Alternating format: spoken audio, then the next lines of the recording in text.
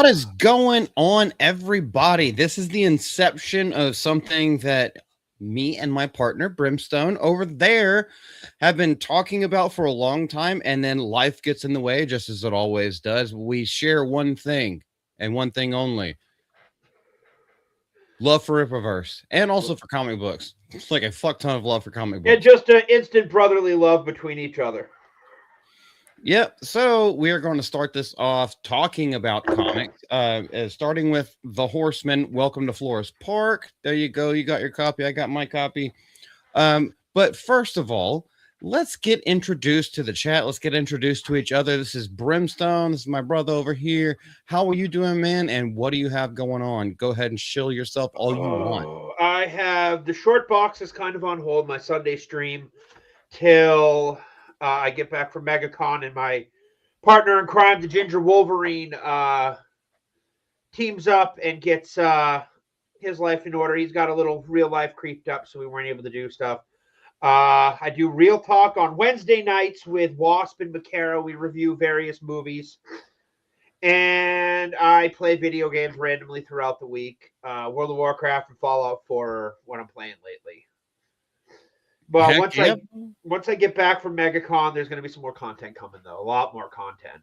A lot more stream improvement. And I got to do a couple of videos on the way. Sounds very, very good. Now, because we are doing this in tandem with each other, I'm trying not to use the normal gamer words that I use on my normal Sunday live streams. However, there is John Ambler, hearts in the chats for A55. If you like A55, if you're an A55 man or woman, I don't care.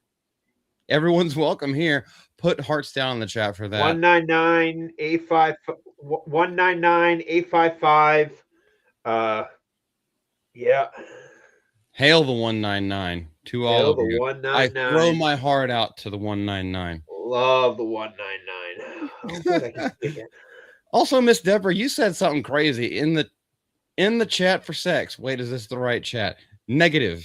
You are not going to get it. Miss Deborah, you want to DM me in Twitter and we can talk.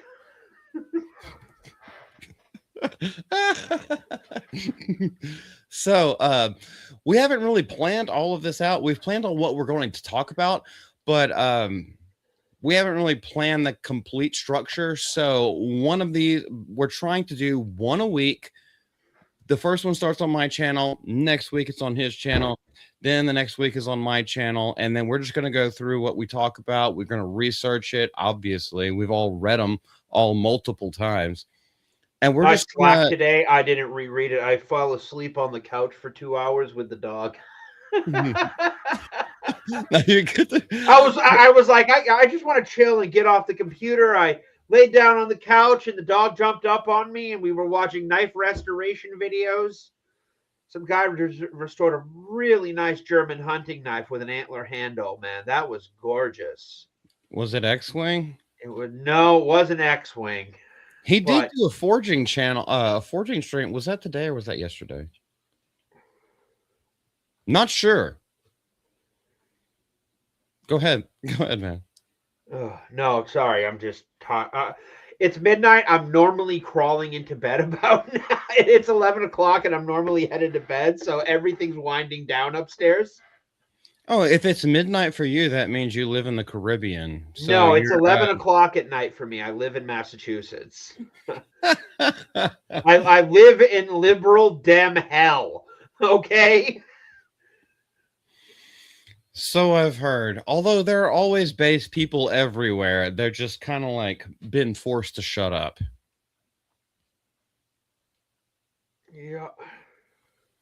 All right. Do we want to do a Rippaverse referendum on the year 2025? Because I have a stack of all my Rippaverse stuff. Year 2025 it's not even all my Rippaverse stuff, but like it was a great, they were talking about the omnibus and like you can't hold it with one hand. I was like, I have so half of my Rippaverse books are in portfolios getting ready to go to MegaCon.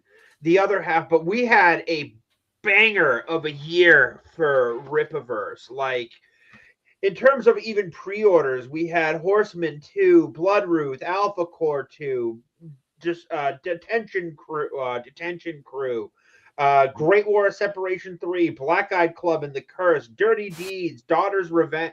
We have had, these are just the pre-orders. The ones that shipped were absolutely phenomenal. Zaylan shipped this year. And Zaylan was amazing. Zaylan is in this stack. This isn't even the whole stack of all the Rippaverse stuff that I have, but hold on, let me find it real quick.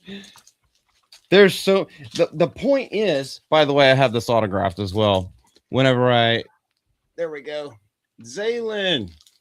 That was just out of nowhere. Zaylan was. I've been waiting for Zaylan. The next one I really want to get is Salvage. I really want to get my hands on Salvage, but like I said before stream, even like my monthly comics, the ones that I would go down and get at my comic shop every Wednesday, are on hold. It's funny. I walk up to my comic shop lady and I'm like, "Hey Liz, how you doing?" She's like, "Not bad." I'm like, "I got a favor to ask." And she's like, "What?" "I need you to hold my comics for a bit, like keep them in my box and stuff like that till they come and get that. That's not a problem. How long you need to hold them for?" "Late March, early April." And she kind of looks at me and laughs. And she's like, "If it was anybody else, I would probably say no. But you order so much and always pay up on time. You're always in here every week or couple weeks, cleaning out your box, paying up in full and everything like that, and never question it. You always keep your comic orders up to date. You're really good about it. So, yeah, not a problem. We'll hold on to them." I'm like, "God bless you." Seriously. So, because I'm like, I need to save money for the con and stuff. So, yeah, all comic purchases are on hold. Like, everything is on hold. Yes. I completely understand, and I am actually falling way behind with Rippaverse stuff as far as the end of last year went to the beginning of this year, because now they have 3 new things coming out. Don't worry, Black Eye Club and the other one, the Cursed or Cursed. Is it the Cursed or Cursed? Anyway, Jen and Sylvia Saska. I have both of your books. I pre-ordered them day 1. So don't worry about that if you ever watch this. But yeah, I am falling behind just because there's so much content coming out with the Rippaverse, so much content from these indie comic book creators who have built something, not only built like a following and a very loyal fan base, but they have built an actual community on the side of that. And then on the side of that community, they have also built the infrastructure. I don't know if I've said that word already before, but I feel like I did. I don't know, guys. It's like 9 hours after I went to work. So I might fluff my words. Where did you go, nigga? I had to grab something out of one of my short boxes, and I don't like showing my fat, fugly ass on camera. You don't? But I thought it was hearts in the chat for A55, so you're fat, ugly A55. Well, I'm a fat guy. I don't have an ass. So Jen and Sil Saska have quickly become some of my favorite comic book creators, and not just in terms of Rippaverse, in general. Like when they started writing for the Rippaverse and they came recommended highly by Ass from Heel versus Babyface, I have rapidly fallen in love with their work, and I have almost every comic they've ever made, save for one, and they're actually bringing it to MegaCon for me so I can buy it from them. So I did meet the Saska sisters at the Geeks and Gamers meetup. This is at the Geeks and Gamers meetup in Florida last year. Make me large. That's my fat fugly ass in the middle of these 2 beautiful women. And they were kind enough to sign my special edition Black Widow #1 No Restraints Play special edition cover. Okay, and now I'm jealous. My Yaira 1 is also signed. There you Brother Bear.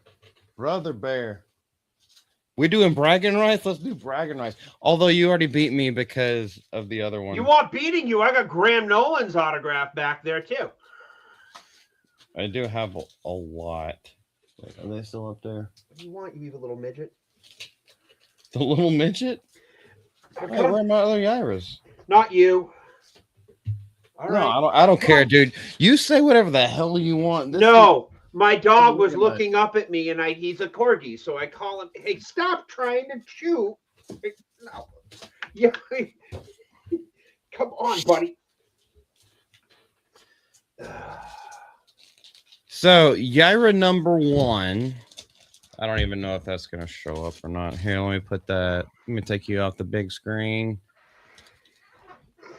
Yaira number 1, I lost the BBC, but that was the first time that I met them, signed by Eric as well. Yaira number 2, it's foil, so it's probably not going to show up very well. Oh, that looks great. This absolutely banger book. That's actually the book that sold me on the Saskas, and that's when I started watching their horror movies. And by the way, and then fell in love with Bloody Mary. Not Bloody Mary, American Mary. I love their work as directors, but I'm not a big horror guy. Not in that body horror kind of way. I'm the ghost traditional horror story kind of guy. And like 13, like if I'm gonna do something, it's not gonna be something like American Mary. Not that it's a bad movie, it's just not my kind of movie. I have seen it. It's good. I mean, it's gorgeously shot. Catherine Isabel is absolutely phenomenal in it. I've liked her since I saw her in Ginger Snaps. But I'm more of the mystic side of horror, like 13 Ghosts. One of my favorite movies is 13 Ghosts. I like villains in horror that literally you have no way to defend yourself against, and you just survive. There's no antagonist to beat. There is just endure and survive and hope that whatever it is has pity on you. Okay. You get huffy with me. I got you, brother. What's up? It's so hard to not call you Sergeant anymore because he has ascended up to Lieutenant the rank. Giratina. Giratina, what's going on, brother? It's good to see you. Don't worry. Oh, let's shameless plug right here. On Wednesday evening, I will be in a stream with Lieutenant Giratina talking about Beauty and the Beast. Which one? Disney classic the good or one. The remake? No, the good one. Animated Disney. Oh God, that's such a great flick. I feel bad for Gaston. He was the hero. He was a great hero in that film. Giga Chad. A great hero. Oh, we're gonna fight. We're gonna fight. Hold on. We'll save it for the Wednesday stream. Giga Chad protected a good woman from a horrible monster. A woman that didn't want him. So, like, yeah, I Giga Chad. Yeah, it's the 1800s. I'm sorry. I'm sorry. What was it, like the 1500s at that point, or the 1600s? Yeah, it was supposed. Women don't have the choice back then. 1500s. All Giga Chads were wannabe rapists. Back then, absolutely. Goodness gracious, we got off the rails already. Put Peaches in the chat for A55. Always Peaches in the chat for A55. Hell yeah. You're also tired for and want to go to bed, don't you? It's one of those things that happens.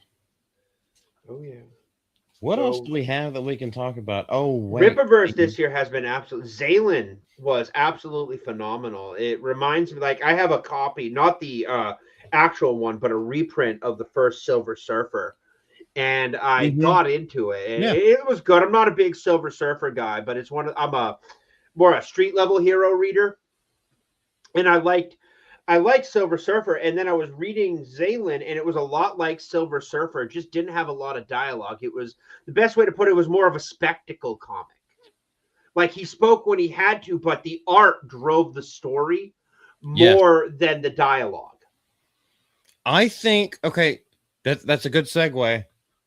I agree with you because Zaylin just, for me, it came out of nowhere. I mean, I work a lot, so like I can only tune in when I can tune in, and most everything nowadays is a rewatch.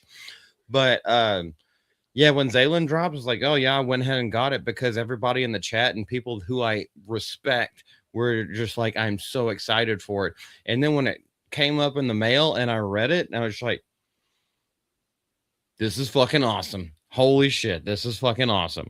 Mm-hmm. But I would say, like, the art drove it. Now let's talk about this one, because Joe Bennett's art fucking drives this, and then it's the mental aspect of what Chuck Dixon wrote. That's really what drives me into it, because I know sometimes, maybe not a lot of people, but I'm just only speaking for myself. When you go into like business mode, like driven focused mode, you still have that inner monologue, but like no one else's words matter. And it's just like, do it, do it, do it. Nose to the grindstone kind of thing. Mm-hmm. That's what this book does. And yes, we're only talking about Welcome to Flores Park on this stream. Well, we could talk about other shit too, but as We'll far as talk other about books, most of the Rippaverse in general, but the story, the focus is Welcome to Flores Park. The Horseman Welcome to Flores Park was the first Rippaverse book I bought. really?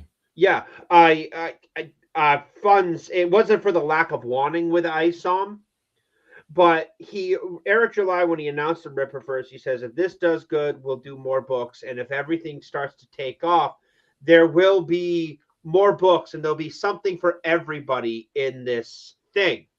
And I'm like, okay, cool. And then I'm like, well, Chuck Dixon was like, yeah, we're putting out out. We got Alpha Core. I couldn't get Alpha Core. Money just wasn't there.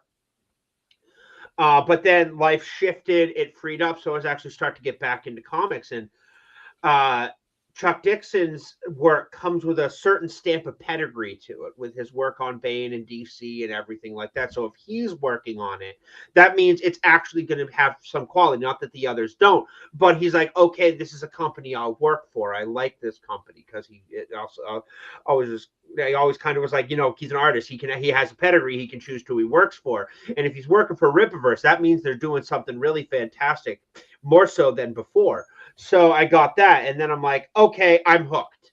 Like, I read it, I'm hooked, I'm going to keep reading it.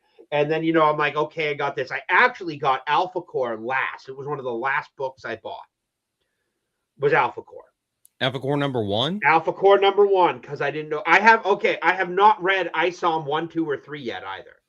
I don't have any of the ISOM books. I'm going to get them at MegaCon when I'm at the booth.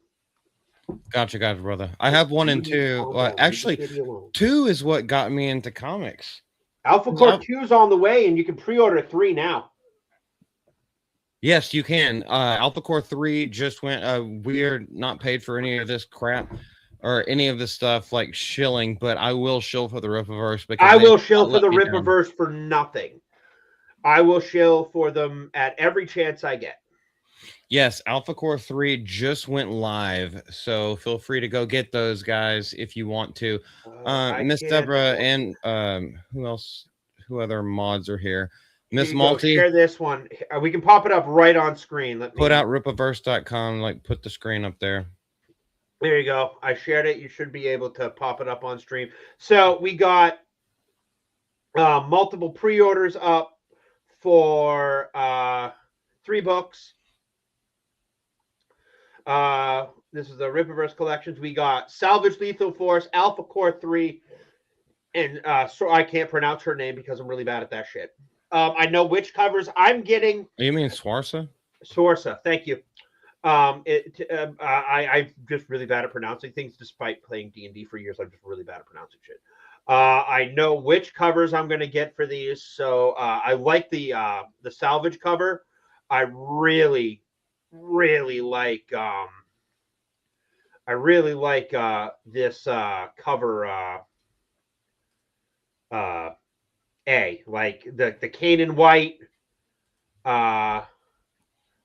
White classic noir, very shadow style stuff. I really like that. This is a 56-page book. This is a chunky book, dude. And Salvage is going to be absolutely fantastic. Like, I've been really looking forward to this one. Also talking about, so we're talking about artists now. We're going to go back to Chuck Dixon, but man, the artist Canaan White goes hard. Joe Bennett goes hard. Michael Montané goes fucking hard. Even Deborah Corrida goes hard. Too. He hits so hard. Have you seen Canaan White's covers for the Phantom? The Phantom. You mean like Phantom, Purple, the Ghost Who Walks. There's a yes, new run, and yes. Caden White's tackling the covers. There's a new run. There's a new run of Phantom by Madcom. I got 1 minute. Let me hold on. I have a Phantom. I have a newer Phantom comic. I have to find it. I'm sorry, guys. Highly organized. Hey, you know what? We're still more organized than FNT. Where is it? Okay, this is all Hellblazer and Sandman. Oh yeah, continue. It's somewhere. All right.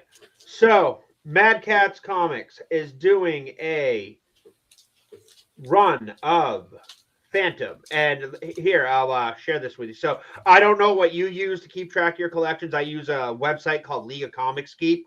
It's got a $2 a month fee. Caden White cover of the new Phantom. That's a badass cover, dude. This is issue number 5. So this is issue 5, and these covers go. I mean, dude, this is Phantom number 0. So, like, is this? You'll have to full screen. I can't see it very well. Mad Cave. Yeah, Mad Cave Studios. That's what the new Phantom run. Here, let me get. I don't know which cover you got. You're on issue 3? 2025. No, this is issue number 0. Oh, I don't have that one. Nice. This is issue number 0. Very I don't have nice, it bagged dude. and boarded, but that's what, because I remember that from. I'm gonna get you bags and boards for Billy Christmas. Zane. Billy Zane from Billy Zane. I love the Phantom movie, man. I love the Phantom. I love the Shadow. I love the Rocketeer, and I love Dick Tracy. Yes, Dick Tracy, also fucking badass. I don't know how I came across that one, but I mean, it was also free. Oh, the free comic book day, probably. Yes, that's what it says on the top. But I was like, number 0, I should hold on to this. Probably. It's 5 issues deep, and I got the first 3, and they're really good. Good old-fashioned pulp Ghost Who Walks, dealing with the Sang Brotherhood. Oh, it's just so good, man.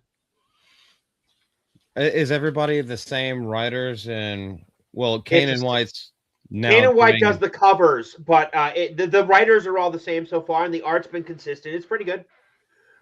Same. So writer is Ray Fox. Oh. Letterer Taylor Esposito.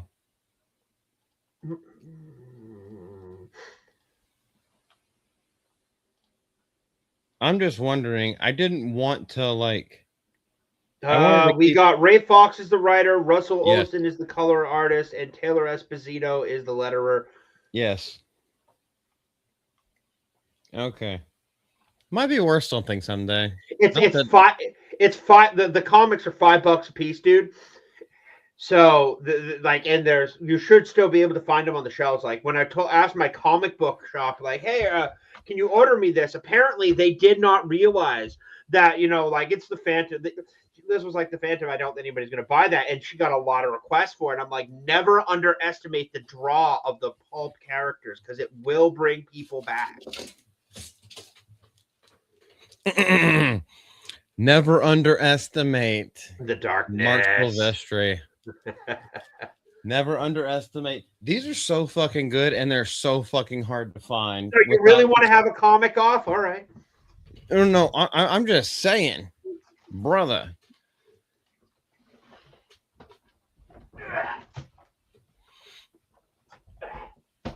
So this is one of my short boxes. One of your short boxes? Okay, no ice on it. Here. Gotcha. All right, what do we have here? All right, we'll start off with a goodie. Oh, you're going to put me to shame, brother. Here, let me make you large. Make me Amazing Spider-Man, giant-sized annual.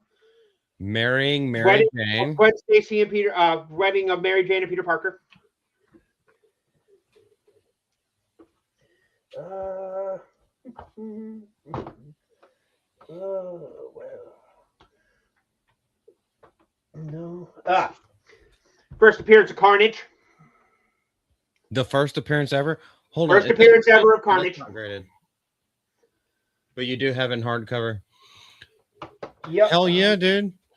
Oh my goodness. Well, I'm gonna have to show you something too, because there's something I have to show. Full run of Venom Lethal Protector.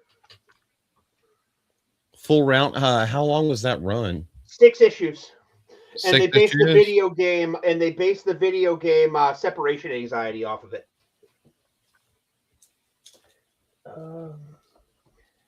That's the new Spider-Man Ultimate run.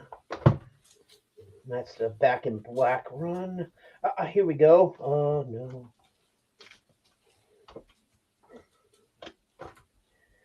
No, that's not worth it. This is great. Are they these where I have them both autographed? No.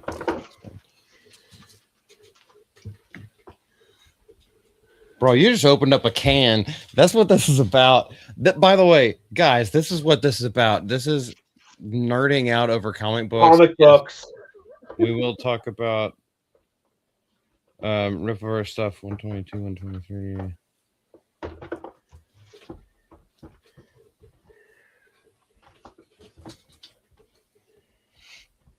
I got the complete Maximum Carnage saga.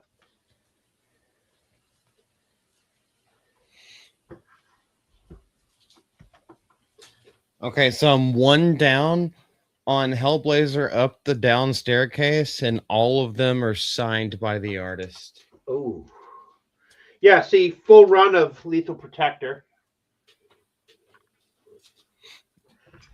Hell yeah.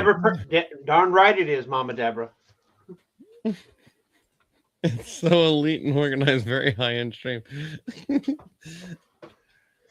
You know, all of my streams are just people hanging out. Oh, That's yeah. the point of it. Enjoy geekdom, fandom, nerddom. Enjoy your life. Enjoy other people that come into your life. And enjoy stories that people tell. Where is it? It's in here somewhere. No, not in that one. If it's a Web of Spider-Man. My buddy gave me the first 6 issues of Superior Spider-Man, where Doc Ock takes over his body. Hey, I haven't decided what I'm going to do, if I'm going to collect the run or not. Hold that one up one more time. First 6. The first 6? Okay. The first 6. I haven't decided if I'm going to collect the run or not. Not sure. I think everybody kind of just like finds their niche, and then what they get really interested into, they get really, really, really interested into. That's found it. So we got 2 big ones here.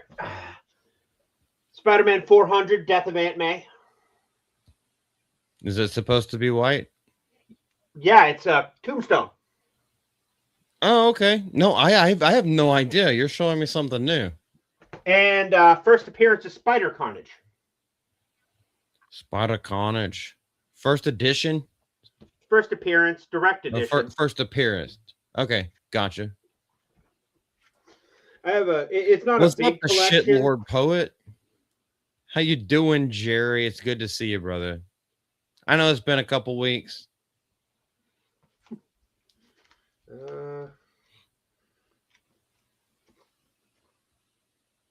Yeah, I got Death of the Hobgoblin. One of them. One of them out of many. So here's the thing. Here's the thing with MCU and DC and all that kind of stuff. Most of it is DC, Vertigo, or Dark Horse, other than Rippaverse stuff. But I never really got into. Well, I didn't get. I think I've told this story a million times at this point. Let's fucking say it again, because this is supposed to be talking about Horseman and the Rippaverse. Rippa got me into comics in the first place. The only comic book that I had ever had that wasn't from Burger King on my birthday, when they gave out free meals way back in the early 90s, was a Old Man Wolverine.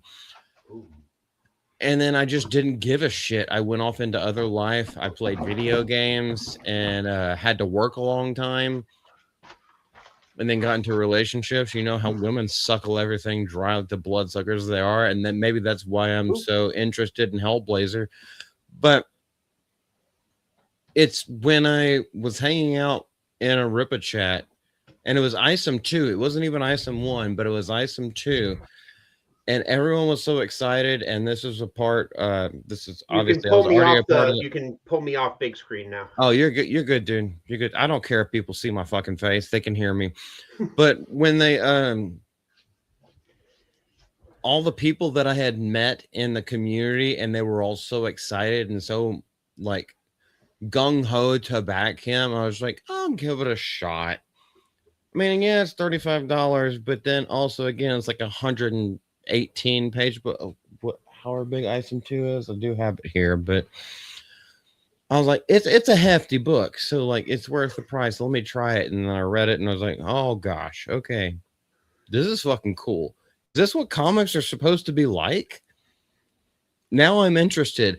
I bit the fucking bait, and now they got the fish hook in my mouth, and now I'm going to comic shops like at least once a week, and I have about 4 of them that I differentiate between just so they can have enough time to, you know, to get more back issues and everything like that.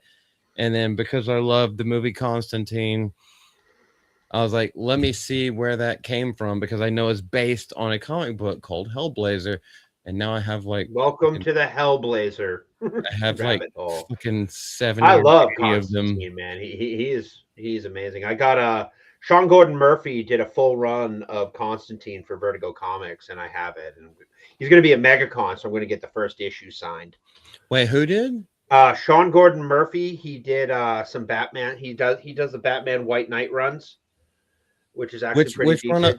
Which run of Hellblazer did he do? Because he did the Vertigo Demon City or Demon City. Oh, I don't have any of those. There's only 6 issues, so you could probably find an omnibus trade paperback of it. But if you're going to read anything, read Battle Beast. Battle Beast. So this is, how do I put this? Invincible. You've heard of Invincible. At this point, yes. Everybody's heard of Invincible.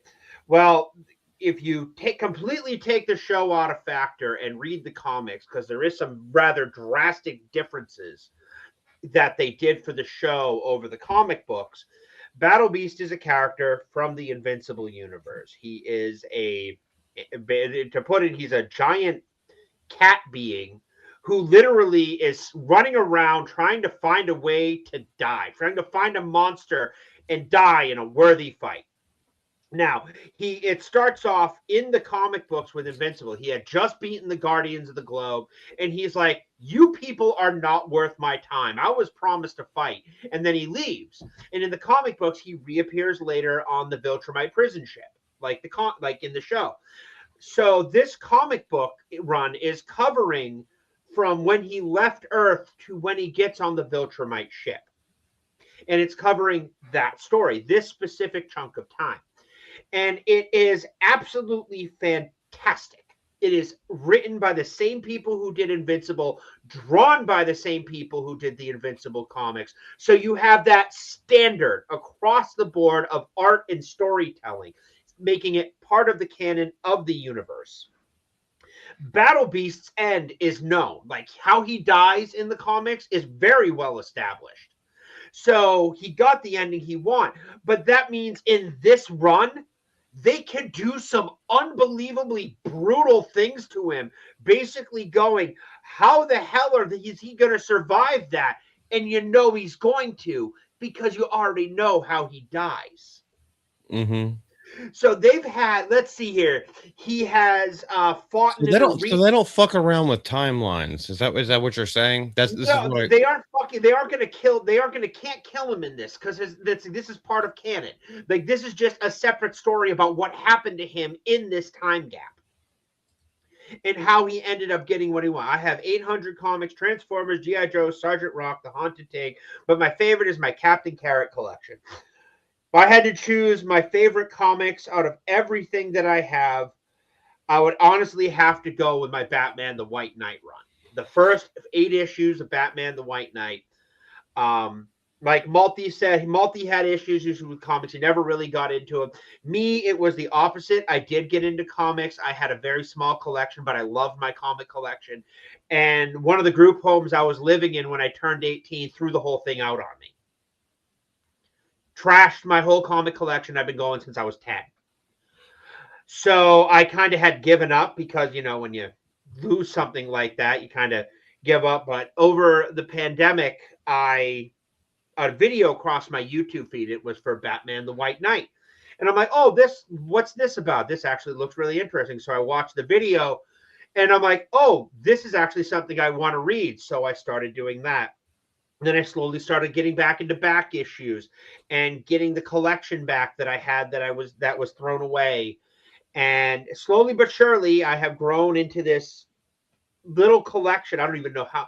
I can give a rough estimate of how many books that I own. I actually no, I can give you an exact number of how many comics I own. Okay. Let's just guess that it's a fucking lot. I got 6 short boxes, but they're not all full. Like I have the first 4 of the Infinity Gauntlet saga. I have most of the Alaglam comics.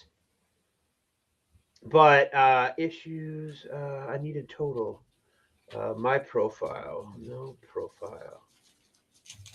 I know I just get in trouble for what I think is a small amount that I have, but it's actually a large amount. It fills an entire military box. No. God, I don't even know how many I have. Full list comics. Comic stats. There we go. 519 comics collected. Golly. 251 Marvel, 160 DC, 25 Dynamite. Yeah, this website breaks everything down. But yeah, I have quite a bit of a lot of just, and it's going to grow, but I just keep going for it. I just collect what I want. Like sometimes when I have free cash or my comic shop has a sale, I'll dive through the back issues and grab some books that look cool. Like I got the first issue of Hey, Murky Lounge. What's up, Murky Lounge? So sometimes I'll dive through the back issues. I have tried to get my comic shop to do orders from Rippaverse, you know, just because they do have a referral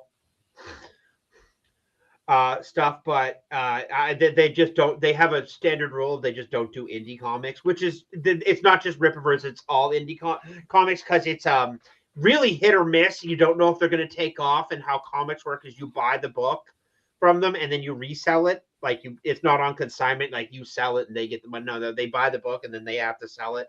So it's very much they.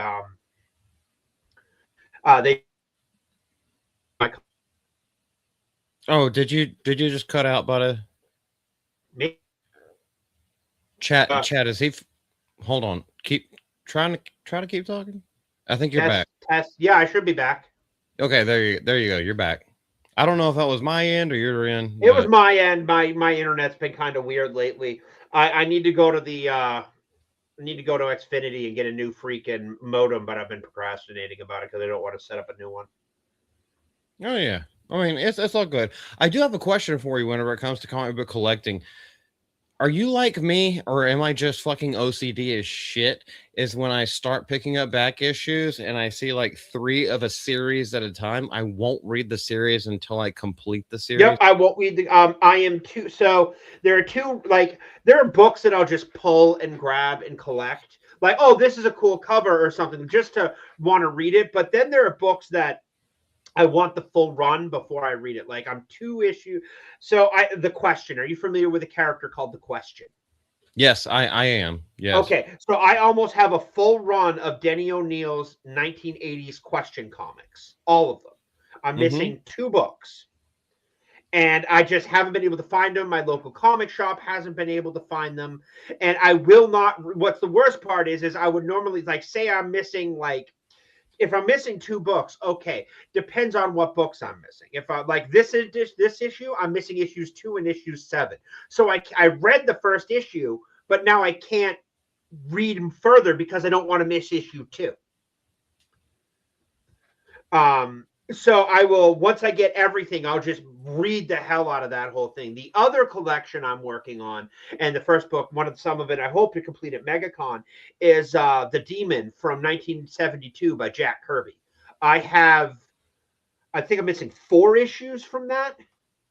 And then I got to check my notes. I'm missing 4 issues from the Jack Kirby run from 1972. But the issue, they're not hard to find. They're expensive.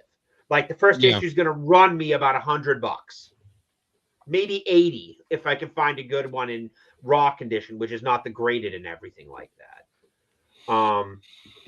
But I will not, like, if I buy a comic run, I'll get the trade paperback, or I'll wait till the run's or I'll buy the whole run, or like if I know like Battle Beast, it comes out once a month.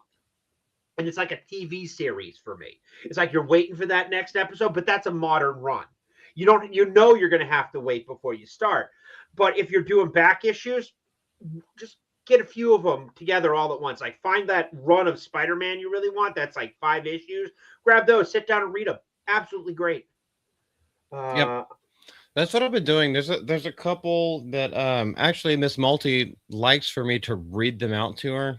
Almost kind of like story time. Yes, we're adults. Goodness gracious, I'm pushing 40, but I'm like, I'll just read them out to her and show her the artwork, and she's like, "This is so comforting." Actually, that one was really good. And but I do wait to do I wait to get the entire run of a certain series before I read them all, and then we'll just go through it together, or I'll just like read through all of it. I was thinking about making a comic book review channel, but I don't. That's what I do. Really know. I think I do comics, pop culture. I'm not going for what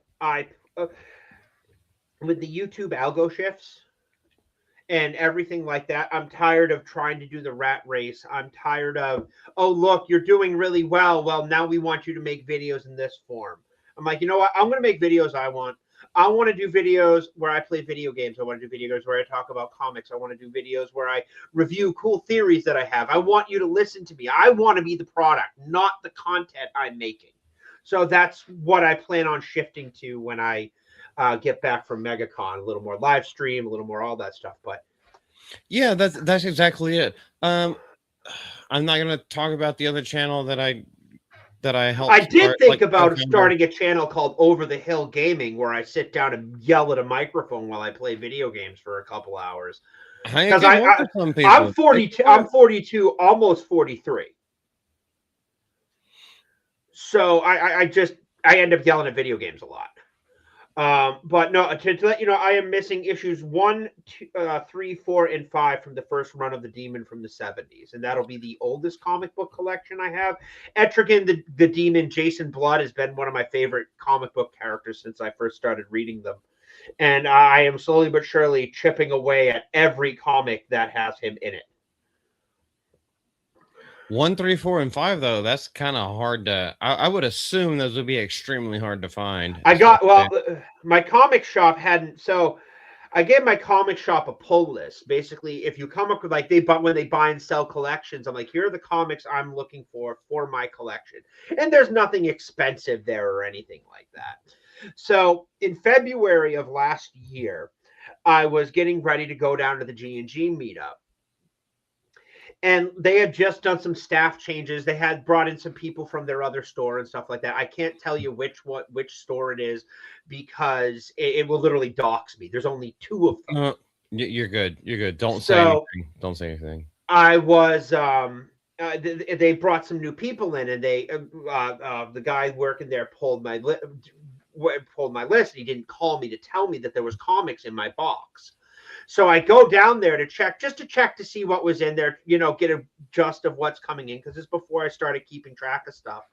And there, before I go, is a stack of comics this big. It's like 10 inches worth of comic books. And I was just on the floor. My jaw hit the floor. And I'm like, I'll be back in a week to get these. We know I told them, next time it fills up like this, you got to call me, because I wasn't going in that frequently. And there was a note, please buy these soon, yada, yada, from the person. And I came back in, and it's the woman who was in charge of the ordering. Oh, it's you. Yeah, we've been waiting for a while. We were going to put them back on the tongue. No, I had money I had to spend elsewhere and stuff like that. And I literally stepped off the plane and went to my comic shop to buy my comics. I got problems. So I go in, and she's like, okay, it was a obscenely low 3-digit number.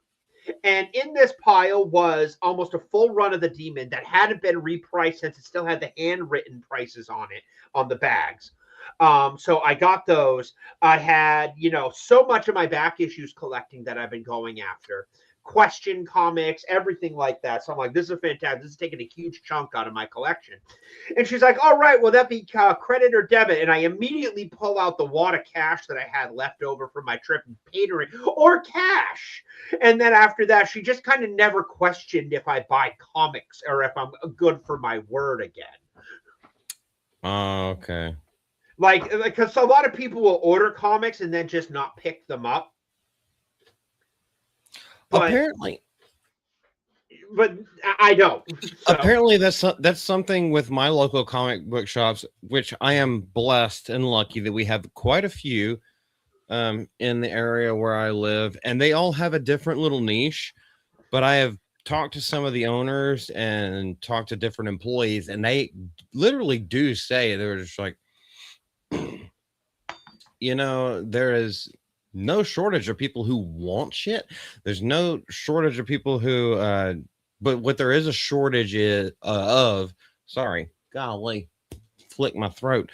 What there is a shortage of is people who want the new shit. It's like, but people are interested. People are coming in all the time. People are wanting this, and they will show up whenever they pre-order. They show up day of. It's a I go out of, like, I'll wait for some comics. I'll wait a couple weeks to go and get them, like the new runs that are coming out, like the Transformers. Yeah, I bet you do. But Transformers and everything, I can wait a little bit. I'm not a big Transformers guy, but when it comes to Battle Beast, I am there the day of, like, getting that comic book and bringing it home to read after I put my dog to bed that night, because I just want this story. It ended on huge like huge cliffhanger style stuff, spoilers, and I'm like, this series started revving up right at the end of the first 6 issues.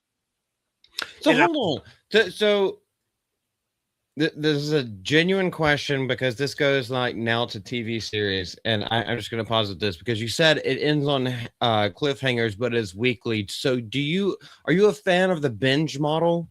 It depends on the show. But I'm talking about comic books as well, because for something like Landman and stuff like that, it suits the pace of the show, the weekly releases. But some things are shot more of a cinema, like a movie chopped up into parts, and it's better to have that whole thing released in a nut. For the model and style itself, I think it works best, like I said, for the show. What I have issues with is the massive time frame between seasons. I don't want to wait 3 years to get another season of a show.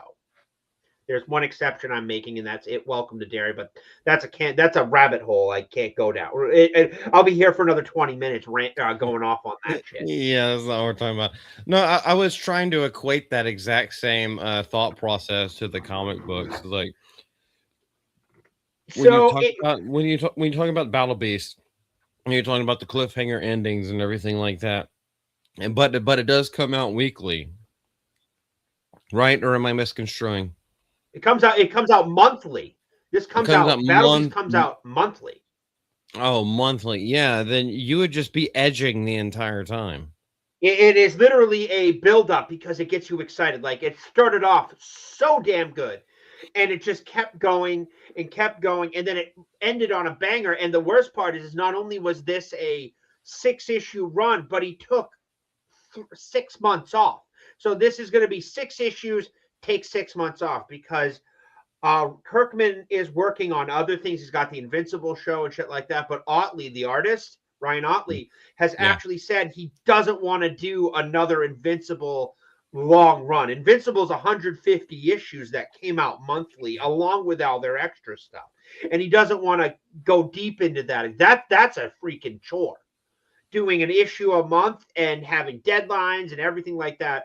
So the new issues start up next month, like 2 days before I leave for MegaCon. And I'll go down there and I'll grab 2 issues, because I grabbed one. One is the basic cover that comes out, and the other one is a freaking Todd McFarlane did a cover for this next issue, and I want to get that and toss it in one of the short boxes. But I will. They're like the Invincible comics are unbelievably inexpensive. They are $4 a book. The Battle Beast books. They are the cheapest comics on the market for price wise. Marvel is selling $5 to $7 a comic. It's absolutely insanity. What's this? Hold on. You can go ahead and keep talking. There's something I have to find. Something that was recommended to me, and then Miss Multi really fucking loved it. It's kind of a horror thing, but that's fine. No, but yeah. So Battle Beast is worth reading. The new Phantom run is really worth reading. What else am I playing? I don't know. I haven't picked up comics since like late January, early December. I have 2 of these, don't I?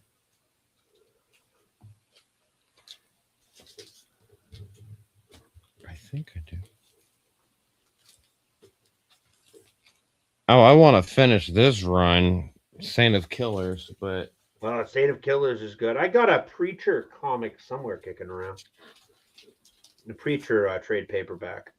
Oh, I have one of them in my hand, so I could tell you the name of it, and then I have some old as shit Conan the Barbarian comics. They have number 47. They have a Batman Static run going Static Shock run going right now. Batman Beyond Static Shock is really good. Batman Punisher, Static Shock. Batman and Static Shock. They got a Daredevil Punisher run, which is called the Devil's Trigger, which is really good. Oh, and a Rocketeer run kicks off at the end of the month. A new Rocketeer run. Oh, brother said Rocketeer and act like I don't remember that from my childhood. Anyway, it's so this is a series called News from the Fallout. I've heard of it. I've never read it. So it's kind of like a zombie kind of thing. I have issues 1 and 2. Right. From Chris Condon and Jeffrey Allen Love is the artist. Wait, make sure he's the artist. Sounds like it's very much along the lines of World War Z, like the book, not the. If you haven't read World War Z, highly recommend it. Yeah, the movie was all Hollywoodized, but the book is actually tales and accounts of the survivors of the zombie apocalypse. Like one of the coolest things ever was like, so all the ships that were at sea and everything, there's no whales on Earth anymore because all the people ate the whales in the ocean to survive. Yes. And it's such a good book. I got it sitting around there somewhere behind me. World War Z almost comes off like a historian account. Like it's not a. Did you know he came out? It's with not a narrative book? About one single person. Sorry, go ahead. Max Brooks came out with another book, but it's not zombies. It's Bigfoot. It's all about a town that went away to hang out and everything like that and do their own thing, and they went into Bigfoot's territory and they got annihilated. And it's a survivor's account. Well, that would be very interesting. I think the biggest problem is like there's a lack of money at some point. Yeah. If you want, I can. I after MegaCon, I can ship you my copy. I'll grab another one. Doesn't bother me. I believe books should be read. So if you want to read it, yeah, by all means, I'll send it along after the con. Well, there's a possibility I can find it at one of my local shops. You can probably find it used. It's not crazy popular. I go to, there's like 4 or 5 shops around me that 4 out of the 5 have a fuck ton of back issues. So the probability that I can find shipping away back issues hanging out Rippaverse has back issues. I'm going to be picking up. Like, I got to get ISOM 1 through 3.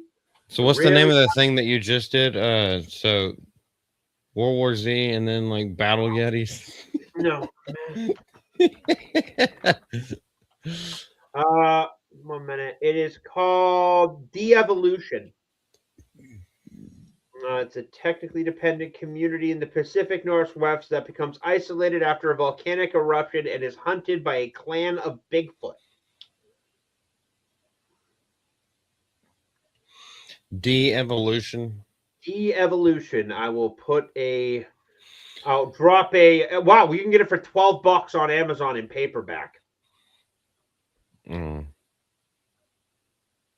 So that means you could probably. I'll put it in the private chat. You could probably find it for $6 or something at like a half price books.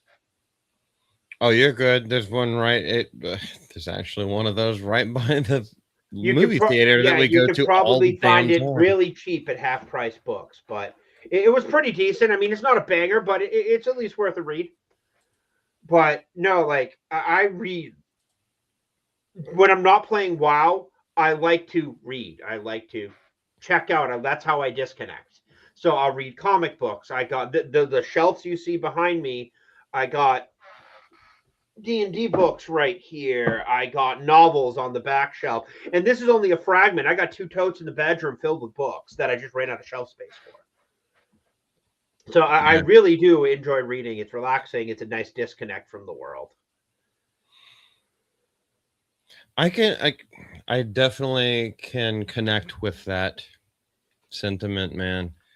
I'm just doing things basically from start to finish. As soon as I wake up to the moment I'm done, I'm doing something. So I just stick something in my ear. So like, I'll still be physically doing shit, but then I connect with the world through this. And sometimes I'll get in chats and talk shit and like, hey, that's what it's about anyway. But you need to disconnect sometimes. Like these days, it's up to like how much you can take of the internet. The internet is just like an absolutely insane place. But I do read. I read a lot. Well, obviously, I read the articles for everything. Also, this sucks. Oh fuck! Where is it? Hellblazer Rebirth. Oh, yeah, anything DC Rebirth is not that great. It is fucking garbage. Don't ever read it. Don't spend your money on it. Don't spend your money on it. Don't do that shit. It fucking sucks. Lesson learned, but thankfully I only had to learn that lesson one time. What I love about I bought it because it was an issue number 1. I was like, go. What do you need? No, my dog and my cat were trying to do a Mexican standoff, and I just had 0 issues to deal with them yelling at each other. So I told my cat to go because the dog's not going to be trusted outside of anywhere in this room. No, like I always thought that this was going to be a self-contained story. The Horseman. Welcome to Flores Park. Just a one-off. He's clearly punching above his pay grade with this one and everything like that. And it ends on such a great note with, like, where is it? For now. Like this one ends off really well. And what is it? Solari with, like Solari being like, hey, you're trying to do a good thing. We'll give you a pass this time. But he had go live your life. This isn't normal. This is Flores Park and you're punching a little above your pay grade. He had, and I am terrible at the other names other than Brian Solari of the people. Solari, Braxton, and Ingrid Valdez. Is it Braxton or Braxil? Where is it? Braxwell. I might have to get another. No, these are okay. That's good. It's Braxwell. It's a little slanted, so yeah. But this is probably going to get signed and tucked into things. But no, like I really liked the character. What is his name? Hector. God, I'm really bad with names. Hector Caballero. He is like Frank Castle, but he's not doing it because his family got wiped out. Originally, I like how he started doing it, and then it's literally he fell into what he did best, which was kicking ass and taking names, which is expanded on in the first issue of the actual run for Horseman. But this is the art by Joe Bennett in here, and the coloring by Jay Brown is absolutely phenomenal. Dude, Like, bro, it's fucking ridiculous. You know how many like giant spreads there are in literally throughout the entire book? Like so many centerfold spreads. Ah, shit. My light's gonna fuck everything up. Like, yeah, they got just full panels, full 2-page spreads of just absolutely phenomenal artwork. Yes, it is so good the entire way through. When I did my review, there was only one thing that I had because they used the same panel twice on the same spread. So that's just smart art. That I wouldn't call that. That's just this smart. panel is the exact same thing. Yeah, I right here. Yeah, I didn't have a problem, but that's the thing. He hasn't moved. See, if he had moved or done something, absolutely it would be off. But he's laying in bed thinking. So, and he hasn't moved. So there's no reason to draw a whole second panel when you can just use the one before because the scene hasn't changed. Okay. This is debatable.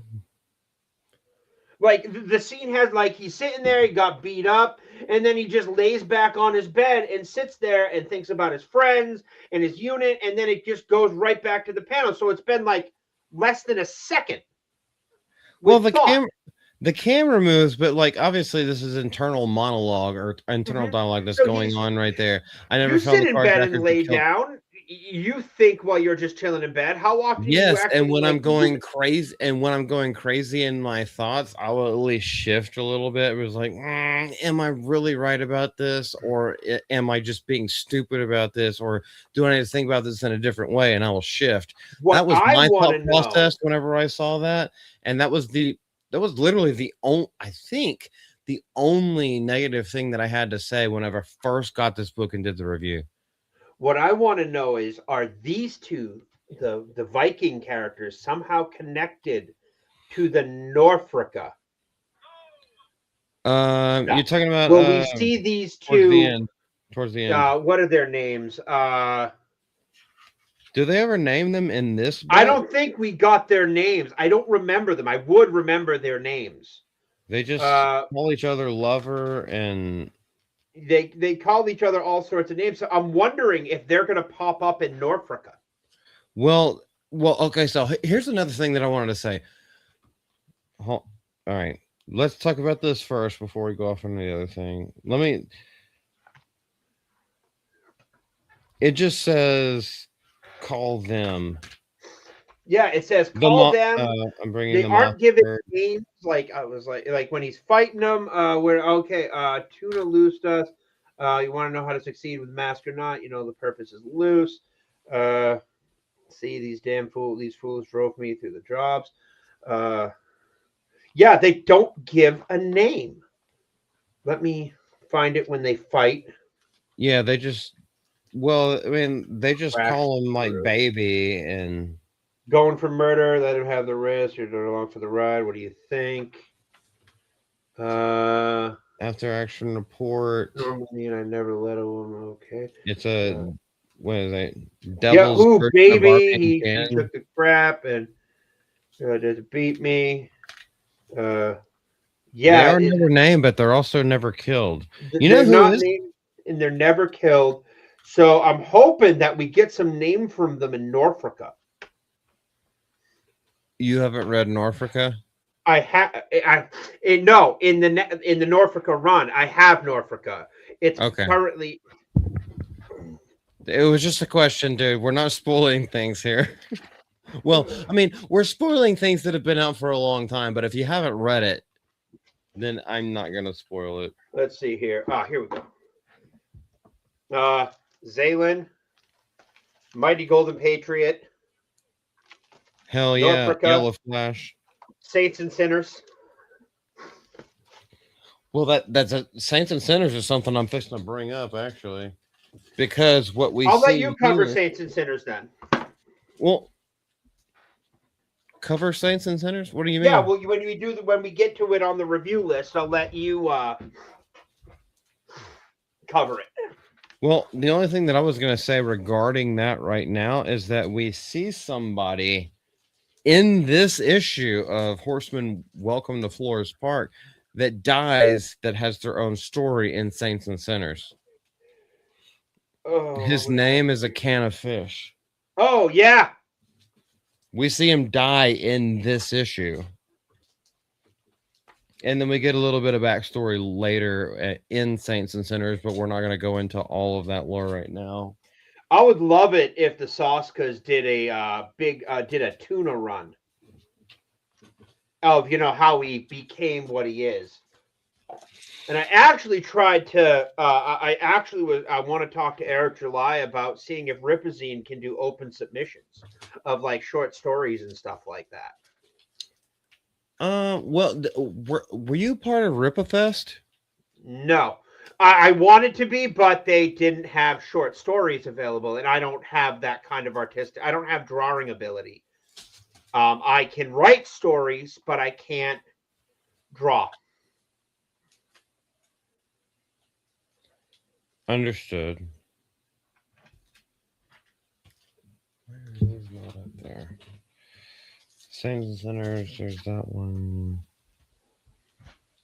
I'm sorry, man. Like, I'm not getting the comic books for some reason because I found the other news from the Fallout. I want to keep them together. Oh, there's Norfolka. Why is it not bagged and boarded?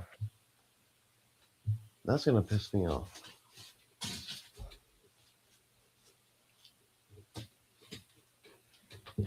I lost my complete train of thought, so keep talking. Oh, good. No, no, I want to talk to Eric July, and like there's some. It's a legal issue, so I'm hoping maybe something will come of it. I would love to do like open submissions for Rippaverse magazine and actually get someone to read my writing. Like I can write short stories. I'm working on some stuff myself, but I just don't have the money to get it published. I feel like with Rippercent, I mean, okay, so I know somebody who actually went through this, and I'm not talking about Jay or anybody like that. I know, but somebody who went through this process. They have multiple people who will look and revise and edit your shit, and ask you how how invested are you in this story that you wrote.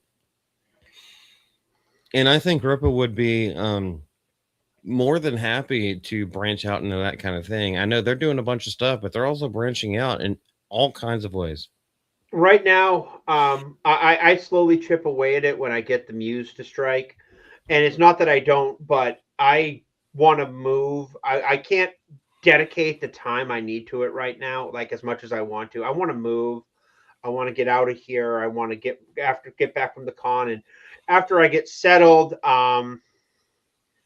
uh, I will probably start taking massive chunks out of it. I know the story from beginning to end, and I can sit there and I can type it all out and everything. I don't. The worst part is I don't know the medium for it. So my goal right now is to just write it, get the story out, tell it, and then figure out what would be the best way to put it out there. Do I put it out as like a novel? Is it a story? I don't know how many pages it's going to be. So it's just one of those things where I'm just like everything in due time. Like there's never a good time to sit down and do anything, but there's always definitely not the right time to focus on it because your focus needs to be elsewhere, and that's where I'm at. I understand, man, but I don't know because I wrote a Hollywood screenplay, so I will say that like little bits matter. Even if you're not just sitting there typing it out, you are thinking it in your head as long as you have the story, combobulated, not discombobulated. Yeah, And then just it's write pretty it well down. put Just together. just write it down. It's like, oh, okay. Even if you're just writing notes, just write notes. Even if it's on a fucking napkin, you can compile that later when you do have time, when you do have an off day. But Oh, I have notes. I have stuff. I keep notebooks by me and everything like that. I have a very good idea where I want the story to go, and I'm like, well, people like I was like, you're worried people aren't going to know these characters. I'm like, no, they won't, but I'm not going to sit there and do a backstory. I have the backstories mentally done, but I'm not going to sit there and have the backstories written out in the entire book all the time for every character. There has to be an air of mystery. There has to be how did they do this, or what's their backstory? How are they capable of doing these things? And I'm like, well, how about I get the first story done first and see how people react to it, and then go from there. And that's where I'm at. I would offer a rebuttal to this. Write their history first. Every character has a history because they were born. I already have all of their histories done. Have all that written out, and then the first introduction to them, they're already in the middle of something. And then if that character is well received, you can go back and forth in time, show a little bit more from how they got to the point where they were first introduced, and then their adventures going forward. That would be my advice. I have a full backstory for every character, down to one of the characters' 5 marriages. 5 marriages? Holy crap. 5 marriages. How old and how rich is this old white dude wearing a smoker's jacket? It's a she. And it is a very unique niche story, but it's set in the 80s about it's got very Erie, Indiana very Erie, Indiana deal like supernatural stuff. It's definitely going to be a fun story by the time I get it done, but I have to get it done first, and I don't want to give away more. One person actually has read what I have written, and her name is Makara, and she said it's very good. You need to continue this. Oh, I always call her Makara if we're talking about the same person. Yeah, it's Makara. We stream Wednesday nights. We review movies with Wasp. She's cool as shit. She really is mad chill. She's freaking awesome. She loves Power Rangers, but we're talking about the same person, right? Yep. Who doesn't love Power Rangers? I stopped at Zeo. It actually gets some really good spots. There's some really good ones you missed out on. Well, that's okay. I mean, I grew up and moved on to like Pokemon, Yu-Gi-Oh, like. I still do. That's just how. That's how I grew up as a kid. I'm 1988. I'm the same age as fucking. Actually, I'm older than Ryan Kennel, but like we were born in the same year. I'm older than Ryan Kennel too. Hell yeah, that's how I grew up, nigga. So, whoops, I shouldn't have said that. No, it doesn't bother me. This is your channel. Do what you want to do on your channel. But the Horseman was my first Rippaverse. Welcome to Flores Park. Love this. I think they still got copies on sale, so you can probably grab them. Well, they will always have copies on sale. Can't guarantee this cover. I'm pretty sure that cover is sold out. If I'm not mistaken, this was cover B, which is also sold out. This was cover A. Let's check it out. I don't know. I got this one day one, so yeah, I order at least, like, sometimes I can't, like, I always try to go for the mass market print most of the time, because unless there's a cover I really like, just to save money, because money, like, I can afford it, but money is still, I just want to read the book, yeah, I can understand, but I like collecting, so maybe that's the man part of my brain. But I collect so much other shit. Well, when you buy everything the Rippaverse puts out in the long run, it's good. Like, I'm going to buy all the books coming out when I get home. Like, all the books that are up for pre-order will immediately get ordered, each one individually, so they ship individually. I made the shipping mistake with I made a serious shipping mistake with the Horseman 2. I haven't gotten my copy yet because I bundled it with the Ripazine 5. And I thought, because they were up for pre-order at the same time, they would ship roughly around the same date, within a couple weeks of each other. I've been waiting 5 months for my Horseman 2, because I bundled it together, and they won't ship Horseman alone. It's because the order's for this. And the Ripazine had a printing issue, so it pushed my shipment back. So I haven't read Horseman 2 yet. Yeah, in Hero Stash, they all ship when everything's ready for fulfillment. Yeah, so no, this wasn't. I didn't hero stash. This was literally I ordered both of them at the same time because there was some overlap. So I'm just like, oh, cool. I'll just bundle these together and save on some shipping. But I'm not going to do that anymore because I'm just like, well, I don't want to sit around if there's a printing issue or something like that. I don't want to wait 6 months for a book because I use it for content for my channel. Yeah. Understood. I'm pulling up Horseman here. 1 minute. Let me. It's there we go. Understood, man. But just while you're pulling that up, just to talk about this, one thing that I really love about Hector's character and the story that we get into this is because he doesn't really want to do it, but he just feels compelled. And there's things that I can say about myself that I shouldn't say online, and I completely understand this character. There's a need, there's a thirst, there's a training that has happened in his younger life, and then somebody hurt his family, put his sister into a wheelchair, Penny, and defathered the home, not because he went out for milk or a pack of cigarettes and never came out, but like killed Danny's father. And so he's out for vengeance. It's a little bit Punisher like. Oh, that's what I wanted to read from Chuck Dixon himself.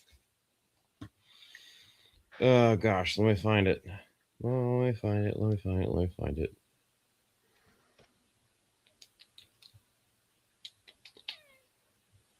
Go if you want to show something, brother. Go No, ahead. it's got to be in the front of the book where the Chuck Dixon actually wrote. So I'm waiting for you to speak up so I can follow along.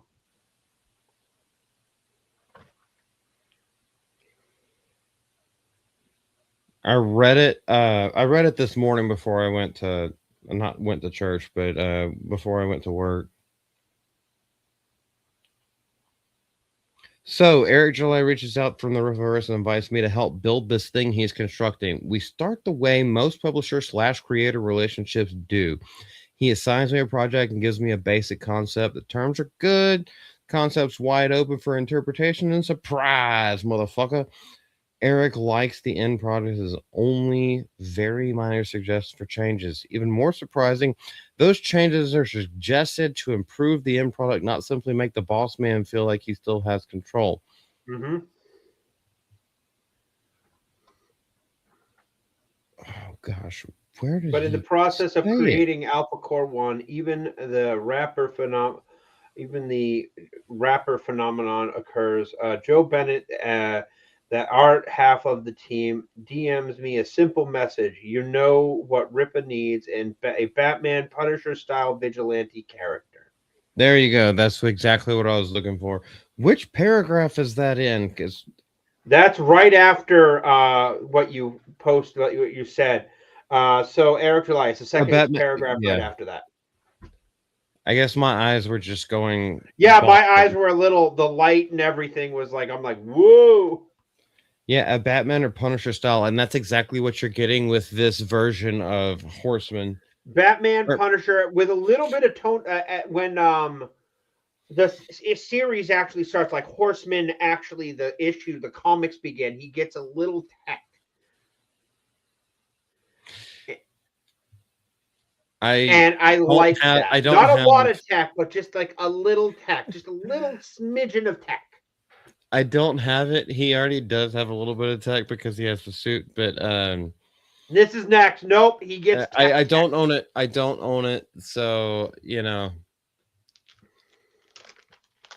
please don't spoil things. One day, well, okay, luckily the when we get back on our feet, then like of course I'm gonna catch up with the Rippaverse stuff. But as far as you'll this get one there, goes, brother. You'll get there. oh yeah, I will. Best believe. But I did really like that, and that was very reminiscent of it. Just like which one was it? Eric July said himself, Norfolka was reminiscent of Thor. Mm-hmm. You read Norfolka. Norfolka it's the Norse mythology of the Rippaverse. Yes. I got that covered too. I have read Norfolk. I'm gonna get mine signed by Eric July at MegaCon. So, Yeah, I haven't seen him since it shipped, so I don't have that one signed. But I have almost. I don't have Gooding signed either, but I have almost all of my copies signed by somebody who worked on it. I only got the Yaira. I plan on getting my Bloodruth signed. I'm hoping Bloodruth. There's 3 comics that haven't shipped that I hope ship before MegaCon. Well, I'm waiting for Jay's book, the Daughter's Revenge. I ordered that. Yes. I want to get that signed by Jay. I want to get I got the Black Eyed Club, and I got Black Eyed Club, and I got the Cursed. I would love to get signed by the Saska sisters individually, of course, and Bloodruth 2. I'm hoping those ship before MegaCon. I want to get all of my Saska Rippaverse books signed. I know Bloodroot 2. I would have to look that up. I'm not going to do it while we're live on stream. Here's one thing that I want. Next time I meet the Saskas, I want them to sign my tits while they hold, like, while they cover their own. And then this Maltese gonna stab me in the fucking neck. Like, it's a fucking joke. No, I have a great adoration for those 2 ladies. They are truly something special upon this world. Oh, they're based as shit, and they love horror, which I love horror, and they're just nice. They do business. It's all good. They make great comic books. They make great movies. Have you ever seen the movie? Oh, you said you're not into horror movies. I am. What, Sammy? I hear you. All right, I am going to have to wrap up. He is being very, very mouthy and want my. You have been out. We're not going out to Puppy Patrol. If I get up from this chair, you're going to bed. Puppy Patrol. He likes to go out on my back deck and walk around. But no, we're past his bedtime. What? Well, it's all good, brother. We should probably wrap up anyway. I know it's been an hour and a half. Yeah, close enough. Golly, we talked about a whole lot of stuff. We didn't get super hard, but this also wasn't supposed to be a review of Horseman. This is just talking about the comic book industry, our love for comics. Yeah. If we have like bro time session where we're showing things off, it's all good. Yeah, a little bit of trade-offs, a little bit of little bit of what is it? Bragging rights. Yeah. And Sundays, when I get back from MegaCon and everything's level with my partner, my short box stream, where we cover, weekly comic pull, like what we get that week for comics and, general pop culture and comic book related, like comic book movies and news and stuff like that. We'll be back to covering that. But yeah, definitely we'll be doing that. I'm trying to when I get back, I'm going to start sending out some emails to get some people on to talk. I actually, when I first started the show, I sent an email to Rippa and he never responded, but I tried. And I didn't want to. I wanted to be on the stream. Yeah, to be on the stream. I'm like, hey, I'm starting up a stream. You want to come on and talk about comics and everything like that? But the man's so busy. Oh yeah, I'm gonna ask the Saskas if they can come, if they want to come on and just chit chat about, not even like just chit chat about comic books, not about the world or anything. Just literally talk about what you love about comic books. What was the first comic book you read? How often do you stuff like that? Just comic shop talk. Like the unbelievable question of how fast does kryptonite actually suck the solar energy from super, questions like that we used to ask in comic shops. And that's what the essence of my short box is. I want to ask them how much blood is too much blood. There is no such thing. Exactly. So why do you hate horror movies? I don't hate horror movies. I really enjoy horror movies. I don't like Theirs, because body. they're a little No, bit I too don't like too body macabre. horror movies. I don't like. I didn't like Hostel. Look, after I watched Did you watch 120. Rabid? Did you watch No, Rabid? no, I haven't. Have you ever watched Salo 120 Days of Sodom? I can't even bring much of it up Yes, on I YouTube. have. Yes, I Yes, I have. have too. I'm just not a big fan. I'll watch it, but I'm not a big fan of that A type of Serbian horror. film where Serbian film, girls getting girls getting the back door, and then they hand him a machete and he cuts her head off while he's still yeah. running. I am very well aware of these movies, and I have seen them. They're just, I don't think they're bad films, but they're just not films I get into. Not ones that I just like horror stories. Like I like ghost stories. I like demon stories. I like Exorcist. I like 13 Ghosts. Matthew Lillard, Matthew Lillard. Lillard. Yeah, it just sounds so weird coming out of my mouth. Bow chicka bow wow. That's why you always swallow, ladies. Boom. There you go.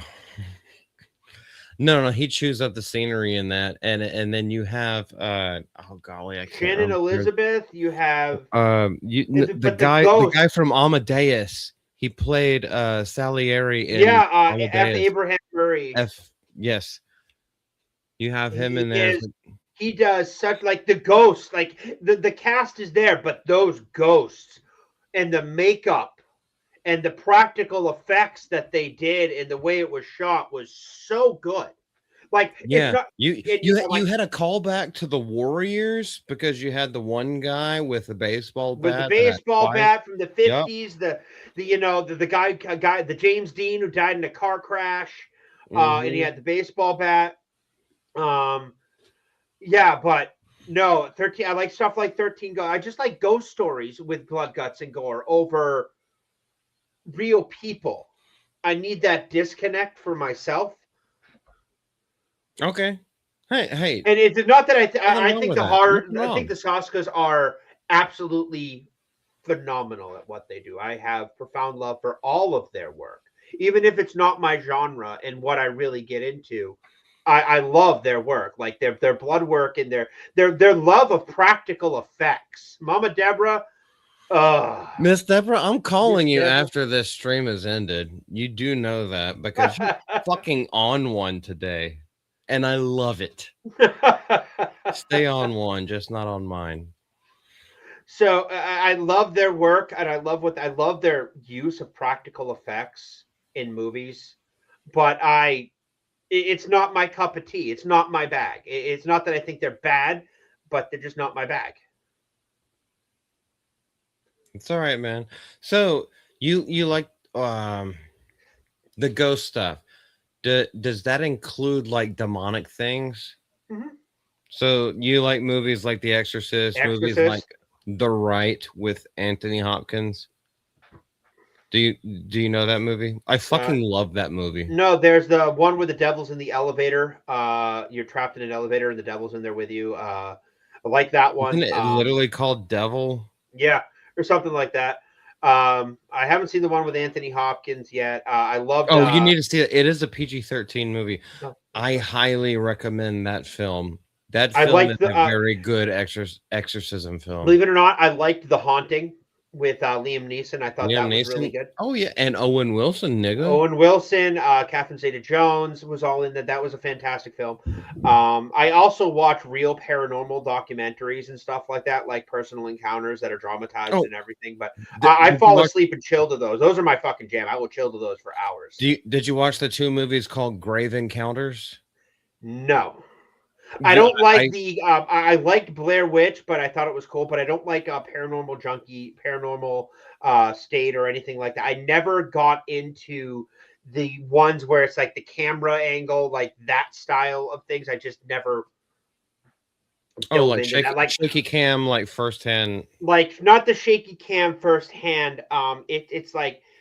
It's a paranormal movie about a haunted house, and it's all told from like a Ring cam or something like that.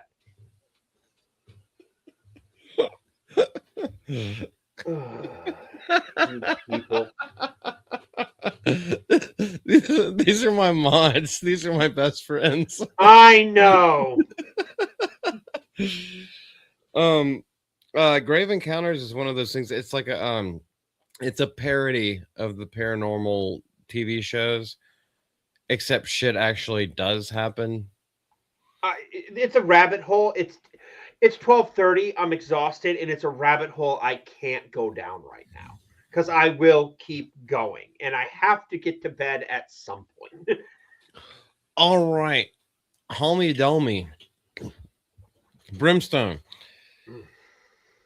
I'm gonna do a rewatch before I go to bed. Right after this ends, I appreciate you coming out. This is the first episode of Bacon Paper, as Eric July said it, and everyone in chat went to like, he was meant to say baking paper.